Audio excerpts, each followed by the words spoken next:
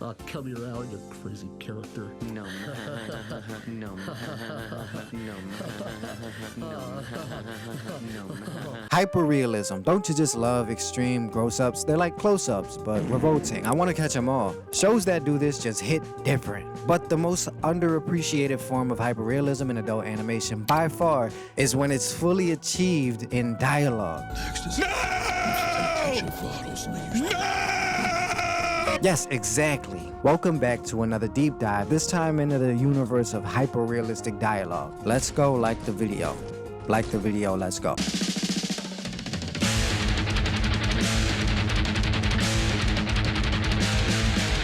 So we know what realism is, right? Realism is when you want to be accurate to the phenomena or event in an empirical sense. It's obviously not like a stage play or telenovela. It's more true to real life. Shakespeare. This is normally what the writers and voice actors are going for in general. They want to sound like, although their lines are scripted, they want to deliver them in a believable way for the character. All right. I'll split the million with Homer.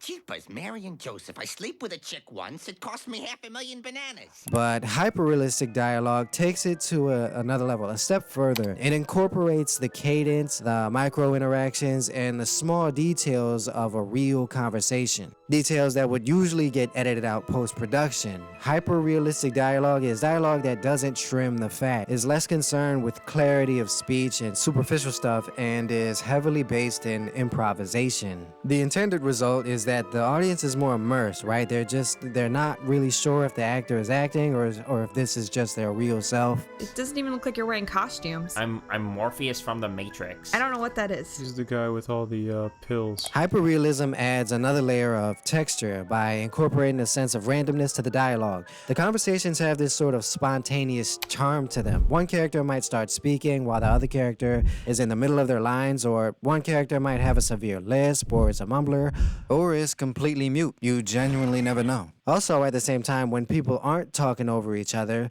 there's a surplus of long pauses as well. Well, you know, if you're looking for people to prowl on, you know, she's pretty Oh, her? Well, I guess she's conventionally attractive, but... she's breathtaking. I think we've been conditioned to expect the lead characters of shows to be more type A personalities with a clear voice and dialogue that's conventionally accessible to as wide an audience as possible. They don't want to let in a real one that may have a speech impediment or a super nasally voice like Charlie. Dude, I couldn't focus on what you were saying with that thing on your face. I was sick of staring at it. So today I want to focus on a few shows that pick up the torch from Smiling Friends by forging new archetypes in place of the old, used up, predictable Hollywood formula. Come to the door and give us some candy. You clearly have a whole bowl Listen, of it. you Are keep gonna knocking eat it at my all for door. yourself? You keep talking to me. You got this little weird voice. Not You're that freaking weird. me out.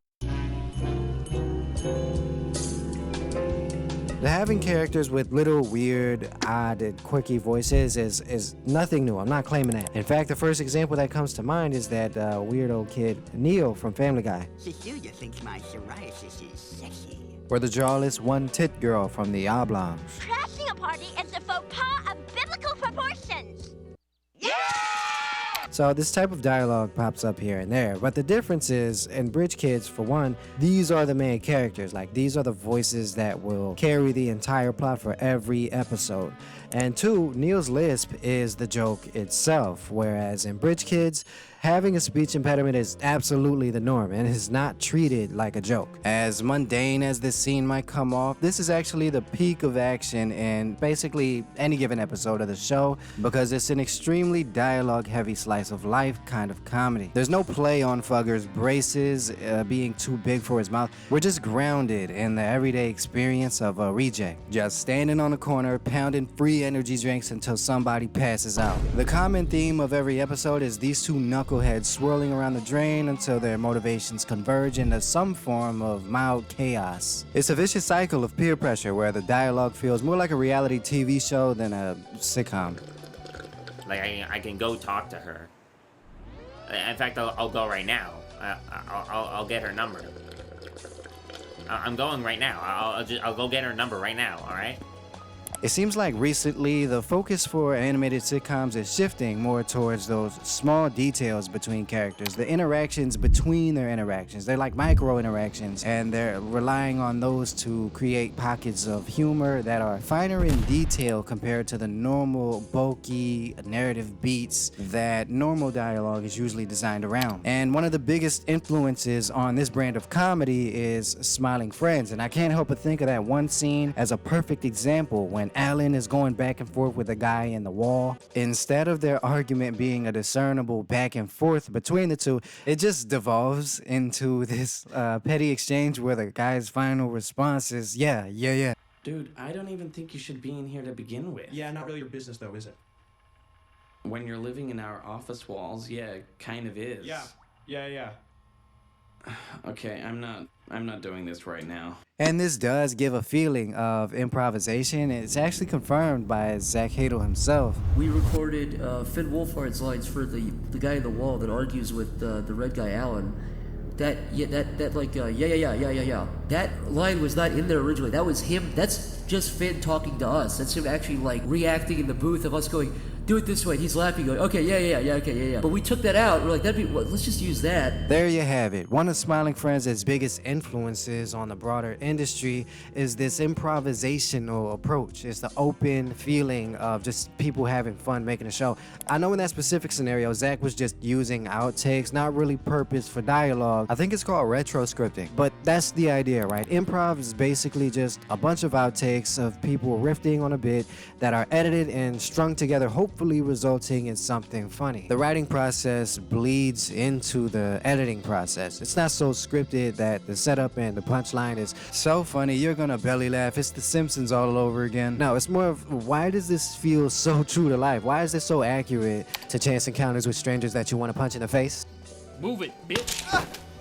Yo, handicap parking coming through. So-called filler words actually end up kind of anchoring you in the scene and makes it feel like the characters are more caught in the moment. Characters who sound like they're scripted use these complex sentence structures to convey thoughts and quote random authors in between perfect intervals of silence where other characters fill in the gaps with their dialogue, whereas in reality, with family or friends, for instance, our dialogues are usually overlapping quite a bit. And more often than not, they're just stringing together incomplete sentences that may or may not expose the fact that you are illiterate. Check it out. She gave me black cherry. Oh, cool. That sounds good. Black cherry is supposed to be like an aphrodisiac in most cultures. Plus her body language was like completely indicating that she was totally into me. Oh wow, yeah, that's pretty serious. Her pelvis was facing me. Also, another thing that tips the scales further into the direction of realism for the show is the disabled status of all the characters, whether it be wheelchair bound like Skid, Mope, obviously, mentally challenged young man. You guys, you want some candy or? Yeah, I want some candy, bitch. Maybe a little alcohol fetal syndrome. Shit, stomp that out. I can't, man. What? Oh, bro, ow. Or even Fugger, he's definitely got a touch of the tism. So does Lars. What are you talking about? You coming in here looking like an offensive caricature, bro. You know you don't need that, dog. You ain't about that life. Yeah, you fake as hell, man. He was actually... Well, no, I do need this thing. Yeah, I'm basically handicapped right now. That's... Well, you bro. handicapped. That's... all right, yeah. Yeah, you... More like you mentally handicapped. Finally, I get to talk about Meat Canyon on this channel. Meat Canyon is another perpetrator of this hyper-realistic dialogue across basically all of their skits, and even in a very similar format to Smiling Friends with Melvin's Macabre. Especially with the side characters in the show, the dialogue really embraces the terminally online archetype, specializing in developmentally stunted adults, a true delicacy. Good luck today, Luke. We are all rooting for you. Good luck today, Wook. We're all rooting for you is not a joke you can particularly write. That's what a lot of people don't realize about hyper-realistic dialogue, is that a lot of these jokes you can't write them. You can only say that the character has a speech impediment and is chronically online. It's still not funny until you deliver the line. And the delivery turns out to be hilarious. This is one of my favorite episodes of Melvin's Macabre. And again, it's kind of structured like a Smiling Friends episode. Luke, he's having a bit of an issue, okay? He's having a little issue, and And it's actually quite relatable for a lot of y'all. It hits close to home, and I know who you are. Sorry. Needed the goon before my friends got here. Luke is an Olympic-level gooner. In fact, he's doing it so much that it's tearing his family apart. Hey, Luke. Happy birthday, man. Oh, my God! What do you want? Oh, God, I'm sorry. I didn't... Just come in and shut the door. I'm almost finished.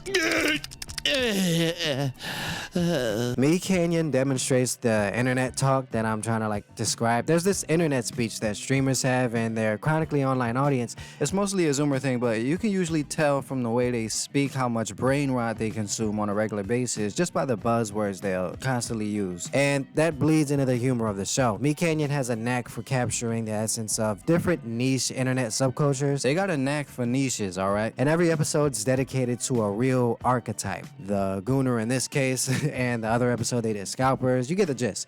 As a result, the dialogue often feels like I know this person. It feels like this is exactly what they would say. Dollar profit. Children's card game. And I got tiny dick. My penis is small. Damn it, son, don't say that! Don't go to the darkness! My penis is small. Sorry, I'm getting ahead of myself. So the gooning is the main issue, and Melvin is trying to get him to stop. He has to stop Luke from doing this sinful act. Unfortunately, Luke ends up being a master prestige gooner and opens a portal to what can only be described as a ranked lobby for gooning. He gooned so hard that he tapped into a supernatural force beyond quantum space and manages to rope Melvin in with the old "I'm interfacing with my estranged dad whenever I touch myself" routine. He would never leave me. You believe me, right, Melvin? That my dad would never just leave me? Right? Melvin? Right? Melvin? Right? That my dad would never just leave? That he's not like a bad guy, right, Melvin? Right? Yeah, I believe you, Luke. Master Gooner and Master Manipulator, call him what you want, Luke's having his way. And it's kind of sad to see his stepfather, who is, filling that role as dad. I don't know how much he can stomach it. He's living in a house where his stepson's stray splooges scattered all about like a Easter egg hunt. But Luke, aka Johnny Appleseed, is far from his last nut. And right now he's in desperate need for some extra material to help him enter flow state, if you know what I mean. And Melvin lends him a hand. Not in that way. He lends him a hand by sneaking into his parents' stash. And well. Oh, Jared, hey, sorry, I must have gotten lost trying to find the bathroom in your house. I'm infertile, you know.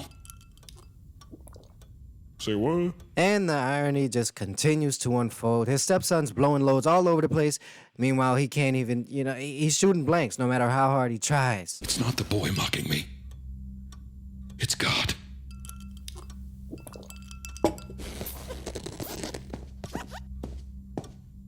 Another one of God's practical jokes. What the f*** is wrong with this family? I think the pattern with Melvin's dialogue in particular is that he's constantly reacting to a world that is indecipherably absurd. And so his grounded, realistic responses to that are the funniest possible responses. So he gets the magazine over to Luke, who immediately gets to work trying to get to the goo play. He's really hard worker, really serious stuff. And his friends, they're on the edge of their seat. They're edging. They're wanting a progress update. Did he do it? Did he do it? Do what? Do what? The goon plane. Did he make it to the goon plane? Speech impediments are the holy grail of hyperrealistic dialogue. Basically, if English isn't your first language, you have exactly zero chance of understanding what this guy's even saying. There's enough energy still left in the goonsphere from Luke's goon session. And even as lesser gooning shamans, we should be able to open a portal. Boys, man your positions. Translation, they're gonna go whack off in this corner. They do end up generating enough goon energy to open a portal into the Gooniverse, and after a series of twists and turns and other weirdly shaped appendages inside this freaked out server, the two other basement dwellers get snatched up, and Luke's in more trouble than we thought. Luke was lying the whole time, right? He did this for the sole purpose of being able to spank it in peace with or without Melvin in the room. No, Melvin, don't leave. Jesus Christ. But what he didn't predict is that there would be this creature, this goon creature that would hold him captive, Invasion of the Body Snatcher style. Luke, look at me! He can't hear you. He is in Gunvana. Does this thing not have the most freaked out voice? I don't know how to explain it. It just sounds like the voice actor is rubbing his nipples and gyrating in the studio. Don't you dare turn him into one of those freaks! I wouldn't turn him into such a lower life vessel. His powers are far too valuable for that. I could sense Luke from eons away. I called to him, and he answered. But in this moment, Luke's stepdad is such a hero. He stands up and gives this heartfelt speech about how much he values their relationship. This gives Luke the energy boost he needs, and he escapes and just immediately starts giving it up, stroking like his life depends on it. His foot are going so fast that I can't even see his hands move. That's so hot. One epic goon battle later, there is a last-ditch effort by his mom to flick the bean and seal the deal. Stay away from my son! No, she's flicking your bean. Big old piece of lemon candy bar today. Looks like a piece of chewed up bubblegum. Turns out the apple doesn't fall far from the tree after all. Real quick shout out to the YouTube channels Meat Canyon, Mike Harv. I could have covered a lot more YouTubers that create these independent shows, but that's a video for another time, and which is very soon. Even though hyperrealistic dialogue isn't the most flashy thing or doesn't seem like it takes too much effort to pull off, I can assure you it definitely does, and then some. So when they manage to nail it and look nonchalant while doing it, I'm doubling over laughing. I'm slapping my knee, I'm giggling. Let me know if any other shows hit the mark for you. In the comments. There's actually a lot of stuff that's coming out recently that nobody's covering, so here I am. If you made it this far, you might as well go all the way and like the video, subscribe if you haven't already. For now, this has been Adrenaline Flux, and until next time, yeah, you fake as hell, man. What are you talking about? You coming in here looking like an offensive caricature, bro. You know you don't need that, dog. You ain't about that life. Yeah, you fake as hell, man.